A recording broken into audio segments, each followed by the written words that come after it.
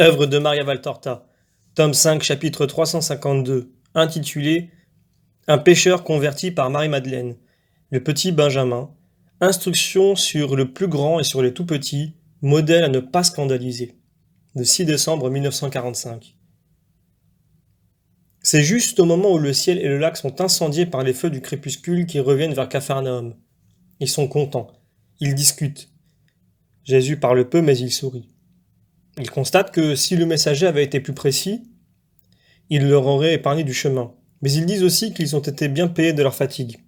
Parce que tout un groupe de petits enfants, ils ont eu leur père guéri au moment où déjà sa mort était proche et où il se refroidissait. Et aussi parce qu'ils ne sont plus tout à fait sans argent. Je vous avais bien dit que le Père allait pourvoir à tout, déclare Jésus. Et c'est un ancien amant de Marie de Magdala demande Philippe. Il semble que oui, d'après ce qu'on nous a dit, répond Thomas. À toi, Seigneur, que t'a dit l'homme demande Jude. Jésus sourit évasivement. Moi, je ne l'ai vue plus d'une fois avec elle, quand j'allais à Tibériade avec des amis. C'est sûr, affirme Matthieu. Oui, mon frère, satisfais-nous. L'homme a-t-il demandé seulement de guérir ou aussi d'être pardonné demande Jacques, fils d'Alphée. Quelle question inutile. Quand donc le Seigneur n'exige-t-il pas de repentir pour accorder une grâce dit Judas avec quelque dédain pour Jacques. Mon frère n'a pas dit une sottise. Jésus guérit ou délivre, puis il dit « Va et ne pêche plus », lui répond Jude. Mais c'est parce qu'il voit déjà le repentir dans les cœurs, insiste Judas. Chez les possédés, il n'y a pas de repentir ni de volonté d'être délivré. Pas un seul ne l'a prouvé. Rappelle-toi tous les cas et tu verras que soit ils s'enfuyaient, soit ils se manifestaient comme ennemis, ou pour le moins, ils essayaient l'une ou l'autre méthode sans y parvenir, uniquement parce que leurs parents les en empêchaient, réplique Jude. Ainsi que la puissance de Jésus, ajoute Simon le Zélote. Mais alors, Jésus tient compte de la volonté des parents, qui représente la volonté du possédé, qui, si le démon ne les empêchait pas, voudrait être délivré. Oh, que des subtilités! Et pour les pécheurs alors? Il me semble qu'il emploie la même formule même s'ils ne sont pas possédés, dit Jacques, fils de Zébédée. À moi, il m'a dit « Suis-moi ». Et je ne lui avais pas encore dit un mot concernant mon état, observe Matthieu. Mais il le voyait dans ton cœur, dit Judas qui veut toujours avoir raison, à tout prix. C'est bien, mais cet homme qui, d'après le bruit qui court, était un grand débauché et un grand pécheur, n'était pas possédé, ou plutôt, sans l'être, il avait un démon comme maître, sinon comme possesseur, avec tous ses péchés. Il était moribond, mais en définitive, qu'a-t-il demandé? Nous sommes en train de faire un voyage dans les nuages, me semble-t-il. Nous en sommes encore à la première question, dit Pierre. Jésus le satisfait. Cet homme a voulu être seul avec moi pour pouvoir parler en toute liberté. Il n'a pas exposé tout de suite son état de santé, mais l'état de son âme. Il a dit « Je suis mourant, mais pas encore autant que je l'ai fait croire pour te faire venir le plus vite possible. J'ai besoin de ton pardon pour guérir, mais cela me suffit. Si tu ne me guéris pas, je me résignerai. Je l'ai mérité. Mais sauve mon âme. » Et il m'a confessé ses nombreuses fautes. Une chaîne de fautes a donné la nausée. Jésus parle ainsi, mais son visage resplendit de joie. « Et tu en souris, maître? Cela m'étonne, » relève Barthélemy. « Oui, Barthélemy, j'en souris parce que ces fautes n'existent plus et parce que, avec les fautes, j'ai connu le nom de la Rédemptrice. Dans son cas, l'apôtre a été une femme. »« Ta mère » disent plusieurs. Et d'autres.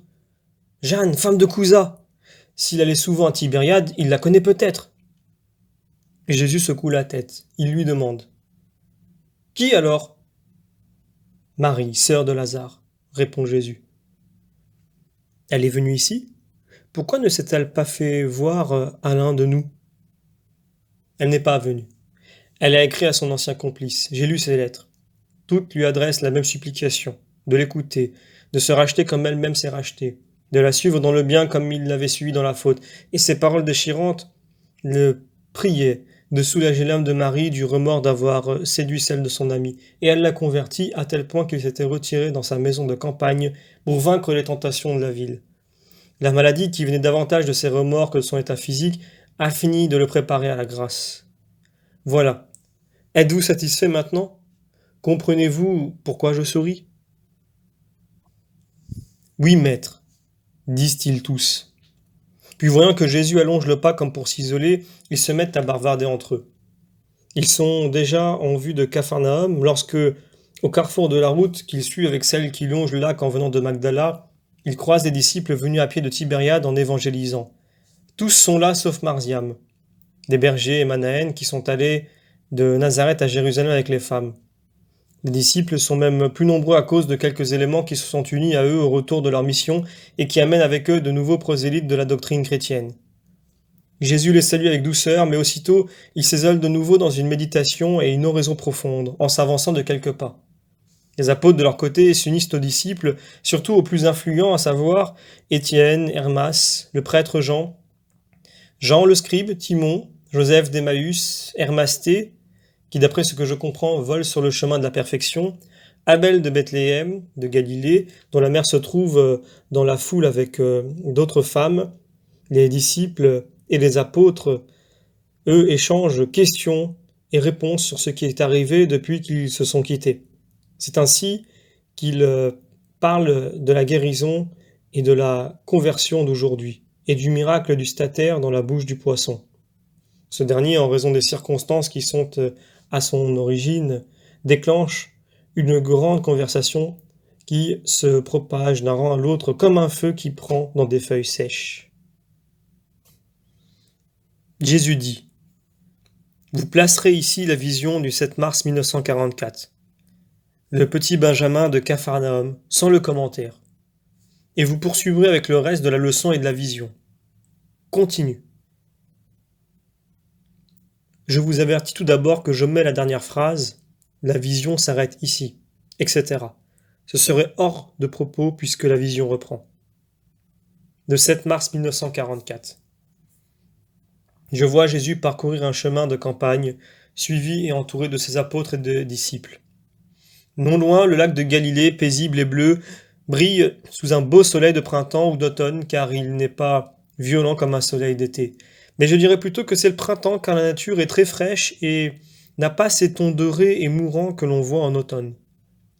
On dirait qu'à l'approche du soir, Jésus se retire dans une maison hospitalière et se dirige par conséquent vers la ville que l'on voit déjà apparaître. Comme souvent, il marche quelques pas en avant des disciples. 2 ou 3, pas plus. Mais assez pour pouvoir s'isoler dans ses pensées, car il a besoin de silence après une journée d'évangélisation. Il chemine, l'air absorbé, tenant dans la main droite un rameau vert, certainement cueilli dans quelques buissons, avec lequel il fouette machinalement les herbes de la berge. Derrière lui, au contraire, les disciples parlent avec animation. Ils rappellent les événements de la journée et n'ont pas la main légère pour soupeser les défauts et les méchancetés d'autrui. Tous critiquent plus ou moins le fait que ceux qui sont chargés de la perception du tribut pour le temple aient voulu être payés par Jésus. Pierre, toujours véhément, soutient que c'est un sacrilège parce que le Messie n'est pas tenu de payer le tribut. C'est comme si on voulait que Dieu se paie lui-même, dit-il, et ce n'est pas juste. Si en plus il croit qu'il n'est pas le Messie, ça devient un sacrilège. Jésus tourne un instant et il dit: Simon, Simon, il y en aura tant qui douteront de moi, même parmi ceux qui croient que leur foi en moi est assurée et inébranlable. Ne juge pas tes frères, Simon. Commence par te juger toi-même. Judas, avec un sourire ironique, lance à Pierre qui, humilié, a baissé la tête. Voilà pour toi. Sous prétexte que tu es le plus âgé, tu veux toujours faire le docteur. Il n'est pas dit qu'il faille juger le mérite d'après l'âge. Parmi nous, il y en a qui te sont supérieurs par la connaissance et la position sociale.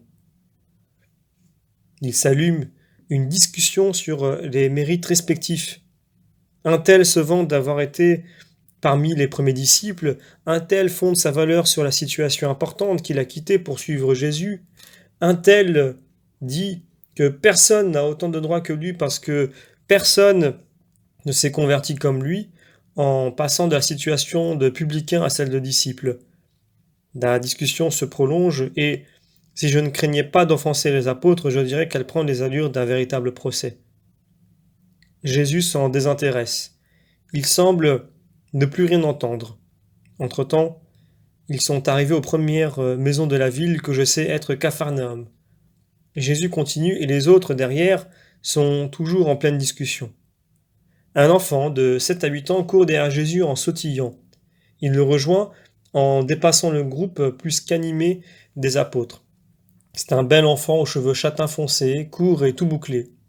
Dans son visage mat brillent 2 yeux noirs intelligents. Il appelle avec familiarité le maître comme s'il le connaissait bien. Jésus, dit-il, tu me laisses venir avec toi jusqu'à ta maison? Est-ce que ta mère le sait?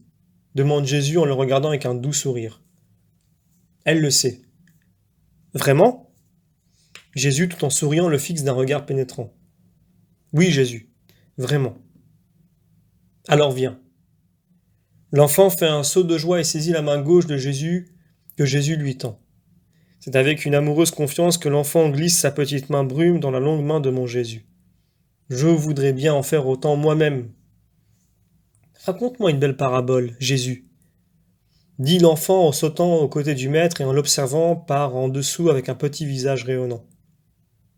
Jésus aussi le regarde avec un sourire joyeux qui lui fait entr'ouvrir la bouche qu'ombrage des moustaches et une barbe blond roux que le soleil fait briller comme de l'or. Ses yeux de saphir foncé rient de bonheur quand il les pose sur l'enfant. Qu'as-tu à faire d'une parabole? Ce n'est pas un jeu. C'est plus beau qu'un jeu. Quand je vais dormir, j'y repense, puis j'en rêve, et le lendemain, je m'en souviens et je me la redis pour être gentille. Elle me rend plus sage. Tu t'en souviens? Oui. Veux-tu que je te dise toutes celles que tu m'as racontées? Tu es un bon garçon, Benjamin, meilleur que les hommes qui oublient. En récompense, je te dirai la parabole. L'enfant ne saute plus. Il marche, sérieux, attentif, comme un adulte, et ne perd pas un mot, pas une inflexion de la voix de Jésus qu'il regarde avec attention, sans même regarder où il met ses pieds. Un berger qui était très bon apprit qu'il y avait dans un endroit de la création un grand nombre de brebis abandonnées par des bergers qui étaient mauvais. Elles étaient en danger sur d'affreux chemins, dans des herbages empoisonnés, et elles s'approchaient de plus en plus de sombres ravins. Il alla dans ce pays et, déposant tout ce qu'il avait, il acheta ses brebis et ses agneaux. Il voulait les amener dans son royaume parce que ce berger était roi, comme l'ont été aussi de nombreux rois en Israël. Dans son royaume, ce troupeau aurait trouvé des pâturages sains, de l'eau fraîche et pure, des chemins sûrs et des abris solides contre les voleurs et les loups féroces. C'est pourquoi ce berger rassembla ses brebis et ses agneaux pour leur dire « Je suis venu vous sauver, vous amener là où vous ne souffrirez plus, où vous ne connaîtrez plus ni piège ni malheur. Aimez-moi, suivez-moi, car je vous aime beaucoup et pour vous posséder, j'ai fait toutes sortes de sacrifices. Mais si vous m'aimez, mon sacrifice ne me pèsera pas. Suivez-moi et partons. » Et le berger en avant et les brebis à la suite prirent le chemin qui mène au royaume de la joie. À chaque instant, le berger se retournait pour voir si elle le suivait, pour exhorter celles qui étaient fatiguées, encourager celles qui perdaient confiance, secourir les malades, caresser les agneaux, comme il les aimait. Il leur donnait son pain et son sel. Il commençait par goûter l'eau des sources pour voir si elle était saine et la bénissait pour la rendre sainte. Mais les brebis, peux-tu croire cela, Benjamin? Les brebis, après quelque temps, se lassèrent. Une d'abord, puis 2, puis 10, puis 100, restèrent en arrière à brouter l'herbe jusqu'à se gaver au point de ne plus pouvoir bouger, et elles se couchèrent, fatiguées et repues, dans la poussière et dans la boue. D'autres se penchèrent sur les précipices malgré les paroles du berger. Ne le faites pas. Comme ils se mettaient là où il y avait un grand danger pour les empêcher d'y aller, certaines le bousculèrent de leur tête arrogante et, plus d'une fois, essayèrent de le jeter dans le précipice. Ainsi, beaucoup finirent dans les ravins et moururent misérablement. D'autres se battirent à coups de cornes et de tête et s'entretuèrent. Seul un agnelet ne s'écarta jamais. Il courait en bêlant et par ses bêlements il disait au berger « Je t'aime ». Il courait derrière le bon berger et quand ils arrivèrent à la porte de son royaume, il n'y avait que 2, le berger et l'agnelet fidèle. Alors le berger ne dit pas « Entre, mais viens ». Il le prit sur sa poitrine, dans ses bras, et l'amena à l'intérieur en appelant tous ses sujets et en leur disant « Voici, celui-ci même, je veux qu'il soit avec moi pour toujours. Quant à vous, aimez-le, car c'est celui que mon cœur préfère. » La parabole est finie, Benjamin. Maintenant, peux-tu me dire qui est ce bon berger? C'est toi, Jésus. Et cet agnelet, qui est-ce? C'est moi, Jésus. Mais maintenant, je vais partir. Tu m'oublieras. Non, Jésus, je ne t'oublierai pas parce que je t'aime. Ton amour disparaîtra quand tu ne me verras plus. Je me répéterai les paroles que tu m'as dites et ce sera comme si tu étais présent. Je t'aimerai et je t'obéirai de cette façon.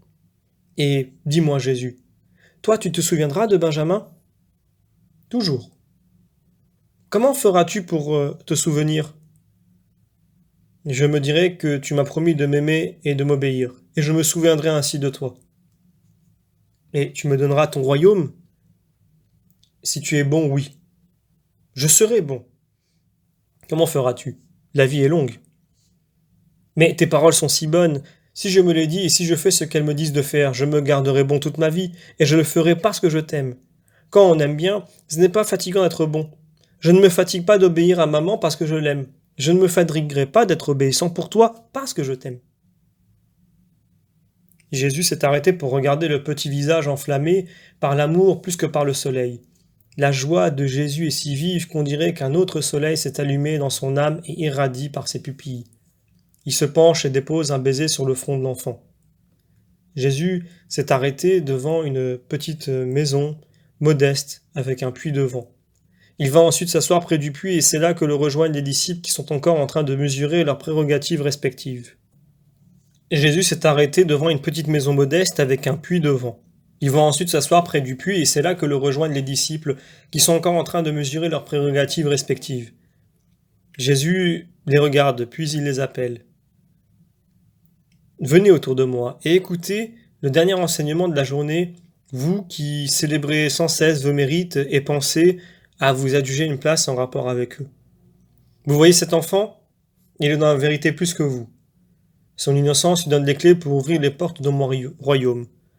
Lui, il a compris, dans sa simplicité de tout petit, que c'est dans l'amour que se trouve la force de devenir grand et dans l'obéissance par amour celle d'entrer dans mon royaume. Soyez simple, humble, aimant d'un amour qui ne soit pas à mon égard seulement, mais que vous partagiez entre vous, obéissant à mes paroles, à toutes, même à celles-ci, si vous voulez arriver là où entreront ces innocents. Apprenez auprès des petits. Le Père leur révèle la vérité comme il ne la révèle pas aux sages. Jésus parle en tenant Benjamin debout contre ses genoux et il garde ses mains sur ses épaules. À ce moment, le visage de Jésus est plein de majesté.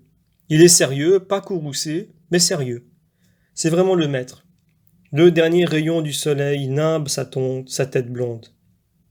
La vision s'arrête ici pour moi, me laissant pleine de douceur dans mes souffrances. Le 6 décembre 1945. Les disciples n'ont donc pas pu entrer dans la maison. C'est naturel, à cause de leur nombre et de leur discrétion. Ils ne le font jamais, s'ils ne sont pas invités par le maître à le faire, en groupe ou en particulier. Je remarque toujours un grand respect, une grande retenue, malgré l'affabilité du maître et sa longue familiarité. Même Isaac, que je pourrais qualifier de premier des disciples, ne prend jamais la liberté d'aller vers Jésus sans qu'un geste, ou au moins un sourire du maître, l'appelle près de lui. C'est un peu différent de la manière désinvolte et presque insolente dont beaucoup traitent ce qui est surnaturel, n'est-ce pas?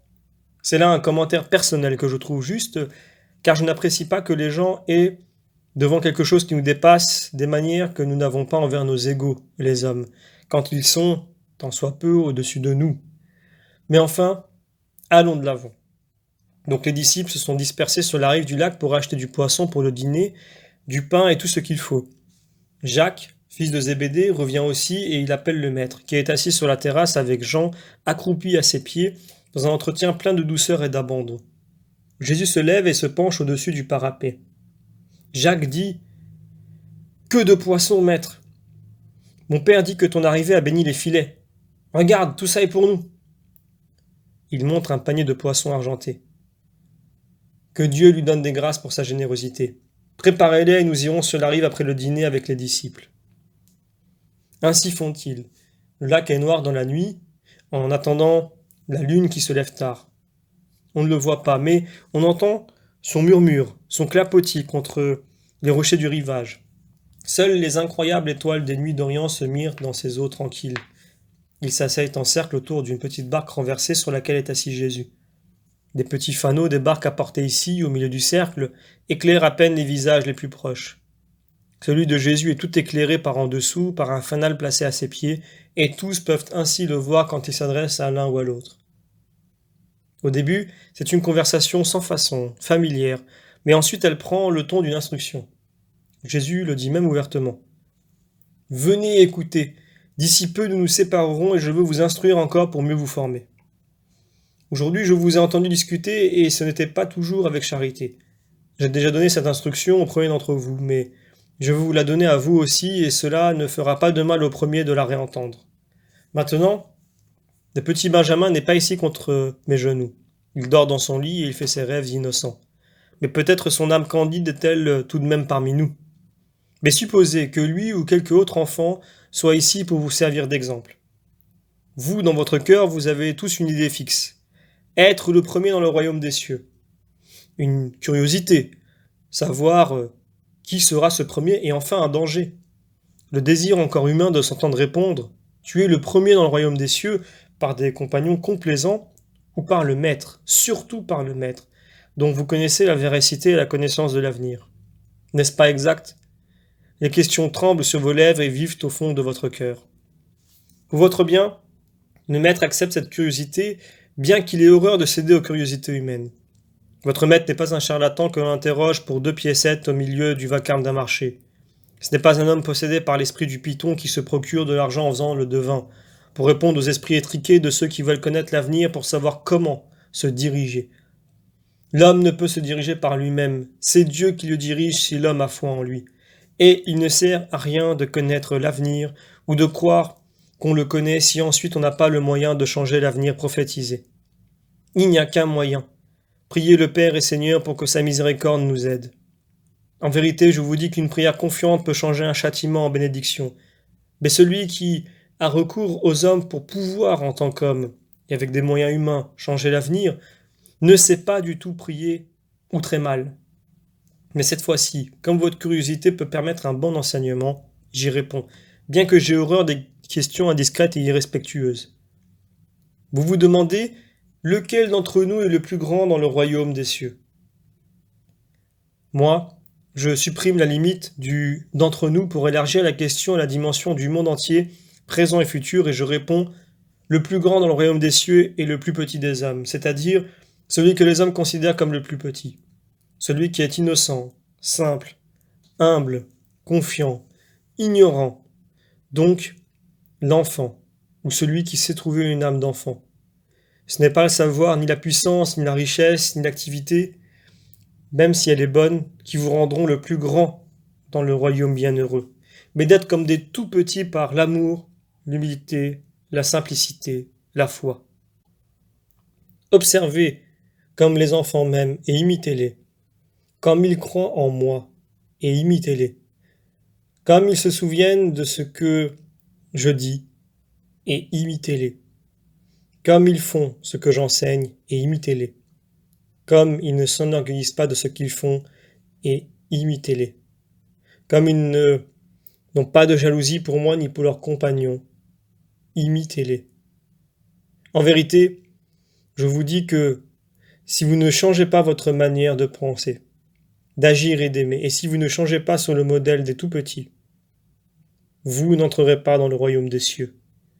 Eux, ils savent ce que vous savez, ce qu'il y a d'essentiel dans ma doctrine, mais avec quelle différence ils pratiquent ce que j'enseigne. Vous vous dites, pour toute bonne action que vous accomplissez, j'ai fait cela. L'enfant me dit, Jésus, je me suis souvenu de toi aujourd'hui, et pour toi j'ai obéi, j'ai aimé.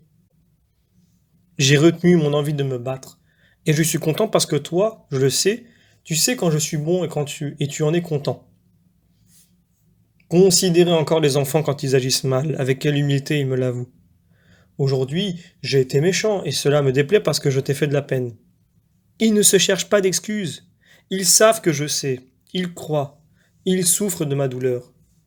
Ah, que ces petits sont chers à mon cœur, eux en qui il n'y a pas d'orgueil, pas de duplicité, pas de luxure. Je vous le dis, devenez semblables à des enfants si vous voulez entrer dans mon royaume. Aimez-les comme l'exemple angélique que vous pouvez encore avoir.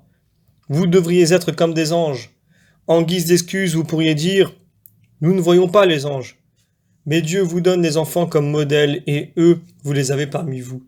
Et si vous voyez un enfant abandonné matériellement ou moralement, et qui peut périr, accueillez-le en mon nom parce que ces petits sont très aimés de Dieu. Or, quiconque accueille un enfant en mon nom, m'accueille moi-même, parce que je suis dans leurs âmes qui est innocente.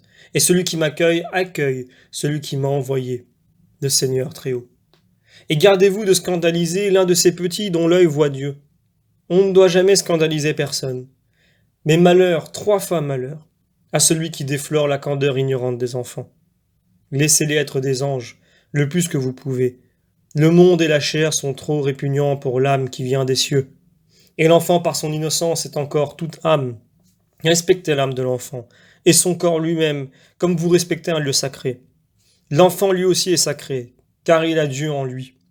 En tout corps se trouve le temple de l'esprit, mais le temple de l'enfant est le plus sacré et le plus profond. Il est au-delà du double voile. Ne remuez même pas les voiles de la sublime ignorance de la sensualité par le vent de vos passions. Je voudrais un enfant dans toute famille, au milieu de toute réunion de personnes, pour ce qu'il serve de frein aux passions des hommes. L'enfant sanctifie, repose et rafraîchit par le seul rayonnement de ses yeux sans malice. Mais malheur à ceux qui lui enlèvent la sainteté par leur scandaleuse manière d'agir. Malheur à ceux qui, par leur conduite licencieuse, transmettent leur malice aux enfants. Malheur à ceux qui, par leurs propos et leur ironie, blessent la foi que les enfants ont en moi. Il vaudrait mieux qu'on leur attache au cou une meule de moulin et qu'on les jette à la mer pour qu'ils s'y noient avec leur perversité.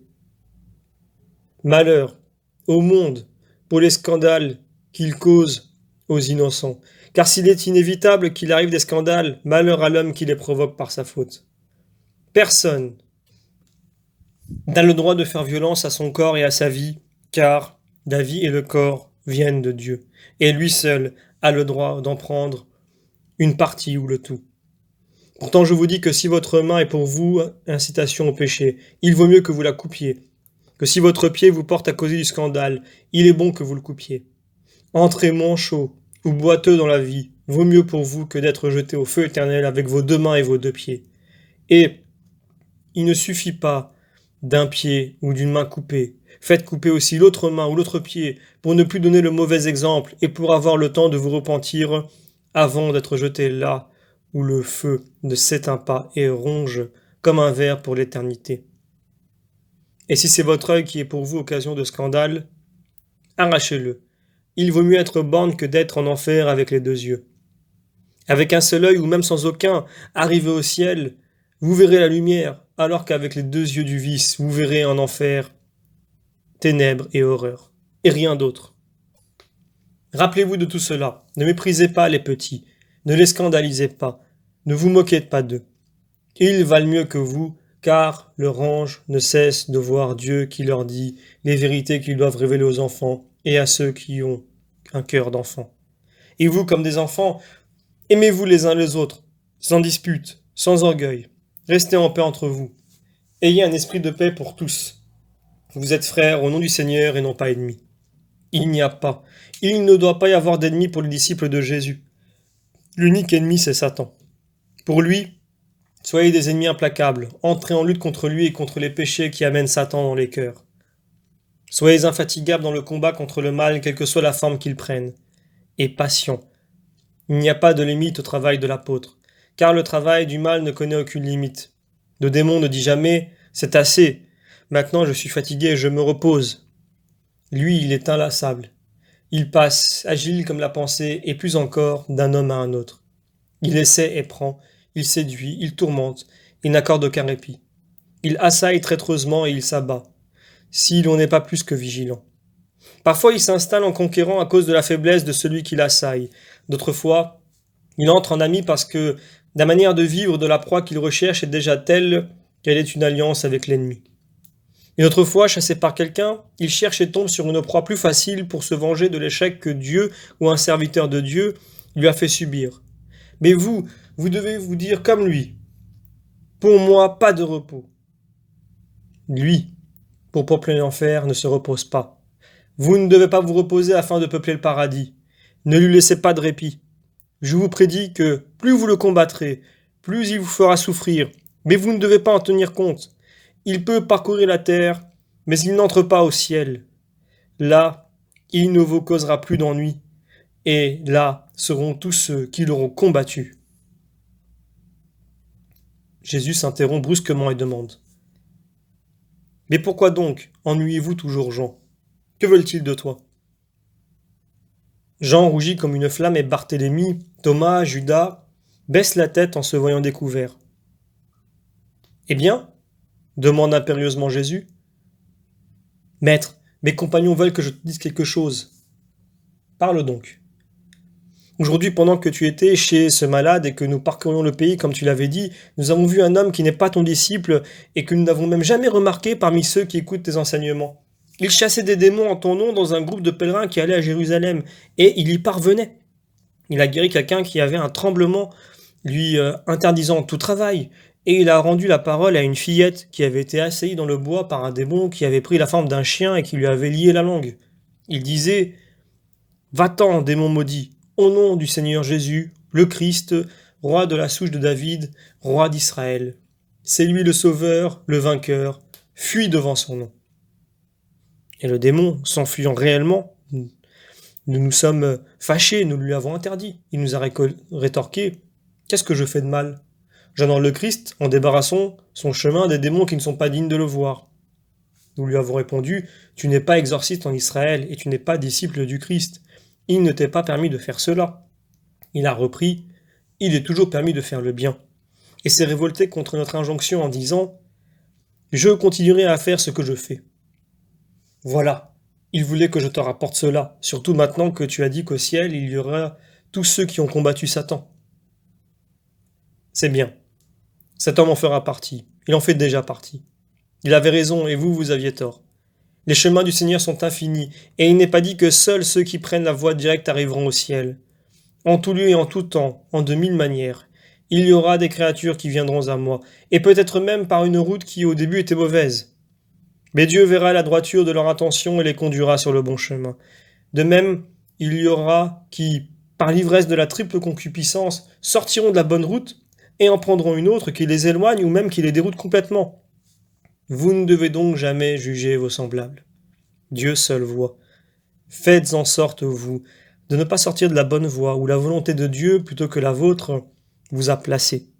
Et quand vous voyez quelqu'un qui croit en mon nom et agit par lui, ne le traitez pas d'étranger, d'ennemi, de sacrilège. C'est bien l'un de mes sujets, amis et fidèles, puisqu'il croit en mon nom spontanément et mieux que plusieurs d'entre vous. C'est pourquoi mon nom sur ses lèvres opère des prodiges semblables aux vôtres et peut-être davantage. Dieu l'aime parce qu'il m'aime et il finira de l'amener au ciel. Personne, s'il fait des prodiges en mon nom, ne peut être pour moi un ennemi et dire du mal de moi. Mais, par son activité, il apporte au Christ honneur et témoignage de foi. En vérité, je vous dis que croire en mon nom suffit déjà pour sauver sa propre âme, car mon nom est salut. Aussi je vous dis, si vous le rencontrez de nouveau, ne lui faites aucune interdiction, mais au contraire, appelez-le frère, parce qu'il l'est réellement, même s'il est encore en dehors de l'enceinte de ma bergerie. Qui n'est pas contre moi est avec moi. Celui qui n'est pas contre vous est pour vous.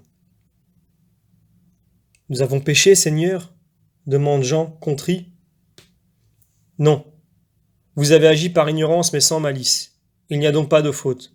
Mais à l'avenir ce serait une faute parce que désormais vous savez.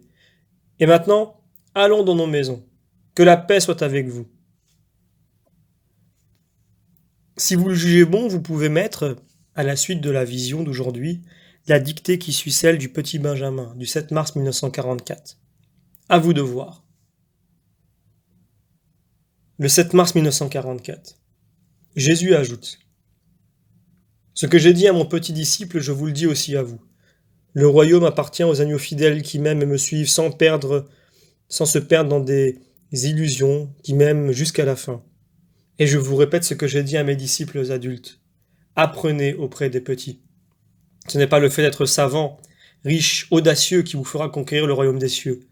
Il vaut mieux le devenir, non pas humainement, mais par la science de l'amour qui rend savant, riche, audacieux surnaturellement. Comme l'amour est clair pour comprendre la vérité, comme il rend riche pour l'acquérir, comme il rend audacieux pour la conquérir. Quelle confiance il inspire, quelle sécurité. Imitez le petit Benjamin, ma petite fleur qui m'a parfumé le cœur ce soir-là et lui a fait entendre une musique angélique qui a recouvert l'odeur d'humanité qui bouillait dans les disciples et le bruit des querelles humaines. Veux-tu savoir ce qu'il advint ensuite de Benjamin? Il est resté le petit agneau du Christ, et lorsqu'il eut perdu son grand berger qui a été retourné au ciel, il se fit le disciple de celui qui me ressemblait le plus en recevant de sa main le baptême et le prénom de mon premier martyr, Étienne. Il est resté fidèle jusqu'à la mort et avec lui sa parenté, amené à la fois par le Christ, par l'exemple du petit apôtre de leur famille. Il n'est pas connu. Nombreux sont ceux qui, inconnus des hommes, me sont connus dans mon royaume et qui en sont heureux. La renommée du monde n'ajoute pas une étincelle à l'auréole des bienheureux. Petit Jean, marche toujours main dans la main avec moi. Tu chemineras en sécurité et, arrivé au royaume, je ne te dirai pas entre, mais viens. Et je te prendrai dans mes bras pour te déposer là où mon amour t'a préparé une place que ton amour a méritée. Va en paix, je te bénis. Fin du chapitre.